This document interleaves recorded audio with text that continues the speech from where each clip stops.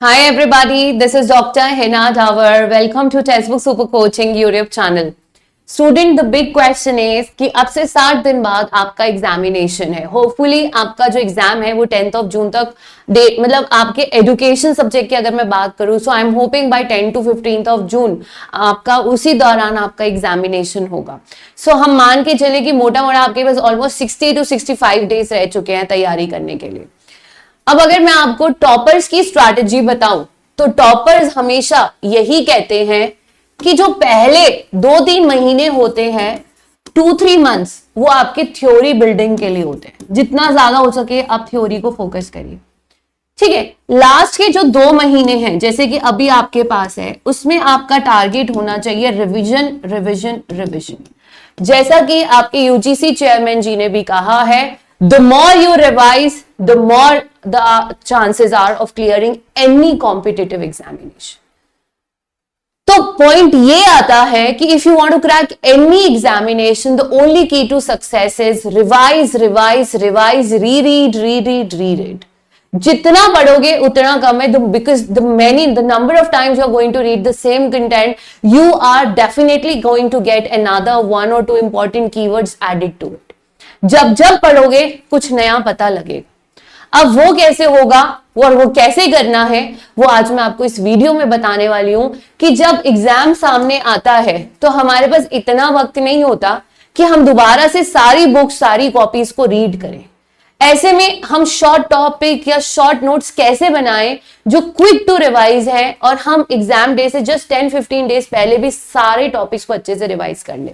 Because the future that you are dreaming for that is your assistant professor and doctor in front of your name. उसकी journey आज से शुरुआत हो चुकी है बिकॉज आखिरी 60 दिन रह चुके हैं फॉर योर एग्जामिनेशन. अब एक चीज को समझिए स्टूडेंट्स, जो बात मैं आपको समझाना चाह रही हूं. फॉर एग्जाम्पल आपके पास पेपर में ये क्वेश्चन आता है, utility and change are the basic principle of out of these which philosophy. आप सबको मालूम है कि यूटिलिटी किसका कीवर्ड है? प्रैग्मैटिज्म का. ये बात हर उस बच्चे को मालूम है जिसने प्रैग्मैटिज्म का फ्लो चार्ट बनाया है, शॉर्ट नोट्स बनाए हैं, कॉन्सेप्ट मैप बनाए. और वो कैसे? वो ऐसे, ये देखिए. अब मैं आपको इसमें एक एग्जांपल देती हूं. Like for example pragmatism. क्या आपके पास कुछ इस तरह से प्रैग्मैटिज्म का एक फ्लो चार्ट रेडी है, एक कॉन्सेप्ट मैप रेडी है? प्रैग्मैटिज्म वर्ड का अर्थ होता है pragma. Pragma means practical in nature.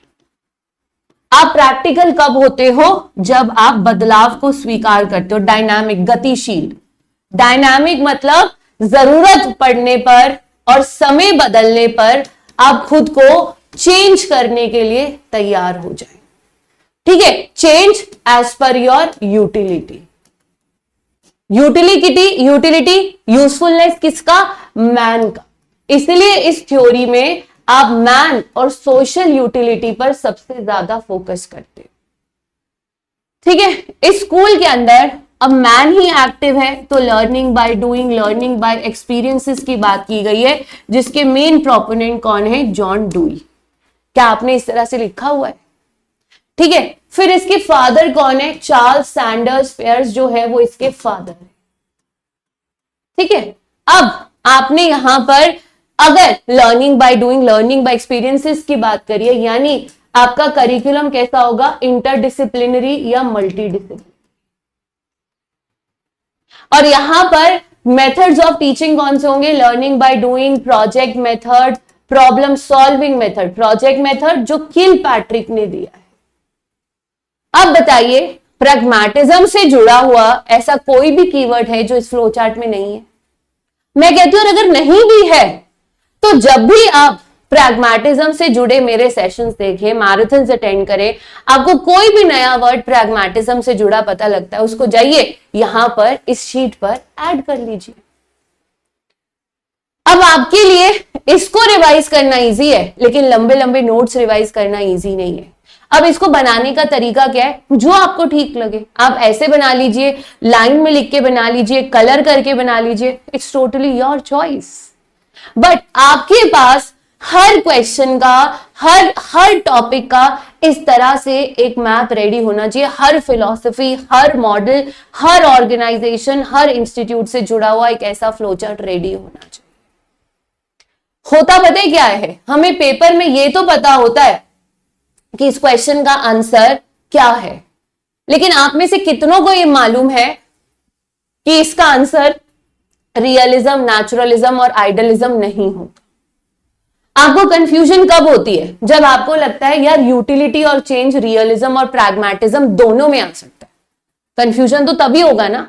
अब अगर आपके पास इस तरह से कॉन्सेप्ट मैप्स होंगे, कीवर्ड्स होंगे, आप उनको रेगुलर रिवाइज करेंगे, ये कंफ्यूजन होगा ही नहीं, क्योंकि आपको समझ आ जाएगा बदलाव हमेशा प्रैग्मेटिज्म में होता है। रियलिज्म तो चीजों को एज इट इज एक्सेप्ट करता है, वो बदलाव की बात ही नहीं करता है। हमें हर क्वेश्चन में अगर ये मालूम होगा कि 3 ऑप्शंस गलत क्यों हैं, तभी तो हम 100% श्योर हो पाएंगे कि मेरा ऑप्शन बिल्कुल करेक्ट है। तो जितना इंपॉर्टेंट ये पता होना है कि ये आंसर करेक्ट है, उतना ही इंपॉर्टेंट आपको ये भी पता होना चाहिए कि बाकी तीनों ऑप्शंस गलत क्यों हैं, क्योंकि नेक्स्ट टाइम ये क्वेश्चन असर्शन रीजन में आ सकता है, मैच द फॉलोइंग में आ सकता है। फिर क्या करेंगे? इसलिए कोशिश कीजिए आप जो भी टॉपिक पढ़े उसको कॉन्सेप्ट मैप और फ्लो चार्ट की फॉर्म में जरूर रिवाइज करें। आपका की टू सक्सेस क्या है? Revise, revise and re revise till the time आपको हर टॉपिक के हर कीवर्ड पता ना लग जाए। आपको आंख बंद करके भी आप एक धुन में 60 सेकंड में एक फिलॉसफी से जुड़े हुए सारे कीवर्ड्स ऐसे धड़ाधड़ बता। Like for example idealism, values, mind जो आपका इमॉर्टल है, इमॉर्टल जिसका कोई अंत नहीं है, यानी गॉड के साथ स्पिरिचुअलिटी मोक्ष प्राप्ति means liberation. Teacher role model, method of teaching teacher centred, discipline impressionistic, teacher role model है यहां पर। वैल्यूज कौन सी? सत्यम शिवम सुंदरम, ऑनेस्टी, ट्रुथनेस, गुड, ब्यूटी। ऐसे आपको कीवर्ड्स पता होने चाहिए। एनसीटी 1993 में एक्ट पास हुआ, 1995 में स्टैब्लिश हुआ, 4 रीजनल ऑफिसेज है, B3J, ठीक है। फिर एनसीटी से जुड़ा टीचर एजुकेशन का बॉडी है, टीचर एजुकेशन से जुड़े सारे काम एनसीटी करेगा। क्या आपकी ऐसी स्पीड बिल्डअप हो चुकी है? नहीं ना। वो कब होती है? जब we revise, we keep on revising and we revise again and again. 10 बार पढ़ने के बाद भी ये मत सोचना मुझे सब कुछ आता है, क्योंकि कुछ ना कुछ हमेशा ऐसा होता है जो हम मिस कर देते हैं। इसलिए जब भी पढ़ने बैठो अपने साथ वो रजिस्टर लेके बैठो जिसमें आपने ऐसे कॉन्सेप्ट मैप्स और कीवर्ड्स लिखे हैं, ताकि जैसे कोई नया कीवर्ड पता लगे उसको फटाफट से वहां पर नोट डाउन कर लिया, कोई नया पता लगा फटाफट से वहां नोट डाउन कर लिया, ठीक है। तो जितना हो सके कॉन्सेप्ट मैप्स और कीवर्ड्स का प्रयोग कीजिए। तो ये आपके टॉपर्स के कॉन्सेप्ट मैप्स है। ये देखिए उन्होंने वाइगॉट्स्की की थ्योरी का कॉन्सेप्ट मैप बनाया, ठीक है। यहां पर उन्होंने जीन पियाजे की थ्योरी का कॉन्सेप्ट मैप बनाया। ये आपके जो ऑल इंडिया रैंक 1 है उन लोगों के है, ठीक है। ऑसोबेल के मॉडल के 3 phases, planning phase, implementation phase, evaluation phase, in the form of a table, ठीक है। आगे चलिए, ये आपका क्वेश्चन है। अब आप नोटिस कर रहे हैं कि पेपर में बहुत ज्यादा मैच द फॉलोइंग के क्वेश्चंस आ रहे हैं, ट्रू एंड फॉल्स के क्वेश्चंस आ रहे हैं। अब अगर ऐसा क्वेश्चन एग्जाम में आता है, आपको ये पता होना चाहिए ब्यूरोक्रेसी शब्द का अर्थ क्या होता है। ब्यूरोक्रेसी होता है हायरार्की ऑफ लर्निंग, ब्यूरोक्रेसी होता है जहां पर आपके रूल्स डिवाइडेड होते हैं, हायरार्की होता है, ठीक है। मैक्स वेबर ने दिया था ये थ्योरी। अब आपको ये मालूम होना चाहिए कि यहां पर ब्यूरोक्रेसी क्या है। Bureaucracy is a type of management and administration, तभी तो आप मार्क कर पाओगे, ठीक है। ठीक उसी तरह मॉडल ऑफ लीडरशिप, आपको सारे लीडरशिप के मॉडल्स के नाम पता होने चाहिए। फ्रेड फ्रेडलर का vertical direct theory, Blake and Mouton, Hersey and Blanchard, Reddin का मॉडल, तभी तो आप उसको मैच कर पाओगे यहां पर, ठीक है। अब आप कैसे मैच करोगे? जैसे कि आपका मॉडल ऑफ लीडरशिप में अंदर यहां पे क्या आएगा? रेडिन का ट्राई डायमेंशनल मॉडल। अगर आपको सारे मॉडल्स के नाम पता होंगे तभी तो आप ट्राई डायमेंशनल को मार्क कर पाओगे, यानी आपके पास एक फ्लो चार्ट होना चाहिए जिसमें सारे नेम्स ऑफ द मॉडल होने चाहिए अलॉन्ग विद देयर प्रोपोनेंट। यहां पे मॉडल का नाम लिखो, यहां पे उसके प्रोपोनेंट का नाम लिखो। और अगर ईयर है तो ईयर भी लिखो, ठीक है। फिर क्वालिटी अश्योरेंस बॉडीज, NIQAAHE, आपको ये पता होना चाहिए क्वालिटी बॉडी है और इसके अलावा आपकी NAC भी है और QCI भी है। अगेन उसका टेबल आपके पास रेडी होना चाहिए, तभी इस तरह के क्वेश्चंस आपके लिए मार्क करने में इजी होंगे। क्लियर? इसी के साथ आपका जैसे ये प्रमाणास का टेबल है। अब अगर आप अलग अलग फिलॉसफी में लिख रहे हो कि इसके प्रमाणास कौन से हैं तो शायद आप भूल सकते हो, लेकिन अगर आप कुछ इस तरह का टेबल बना लेते हो, एक तरफ फिलॉसफीज के नाम, एक तरफ प्रमाणास के नाम, तो आपको एक ही लुक में पता लग जाएगा किस फिलॉसफी में कौन सा प्रमाण आता है, आपको रटना नहीं पड़ेगा। तो I want all of you to make such kinds of concept maps, tables, flowcharts for all your topics. And आप उनको मेरे साथ शेयर करो ना। ये मेरा टेलीग्राम आईडी है @Dr. Hina। यहां पर मुझे मैसेज डालो, मेरे को अपनी शेयर करो, I will check and response to you. ठीक है, चलिए हम भी अपना बूस्टर कोर्स लॉन्च कर रहे हैं। ये देखिए टाइप एंड ट्रेड थ्योरीज का है। अब यहां पर मैंने फ्लो चार्ट बनाया, यहां मैंने कॉन्सेप्ट मैप बनाया, नाम लिखा, हिंदी में भी है, उसमें कैसा बाइल होता है। मेलनक्लोलिक में ब्लैक बाइल है, क्लोरिक में येलो बाइल है, सैनग्वाइन में एक्टिव है।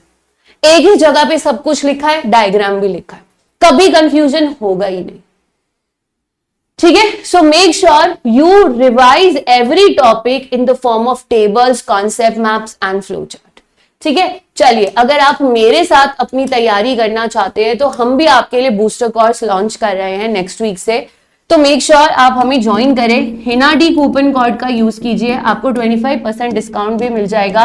आज और कल 2 दिन का सेल चल रहा है, तो भूलिएगा मत हमें ज्वाइन करना for the booster course. And this is my Telegram ID @Dr. Hina पर आप मुझे पर्सनल मैसेज भी कर सकते हैं रिगार्डिंग द डिस्काउंट्स और योर कॉन्सेप्ट मैप्स।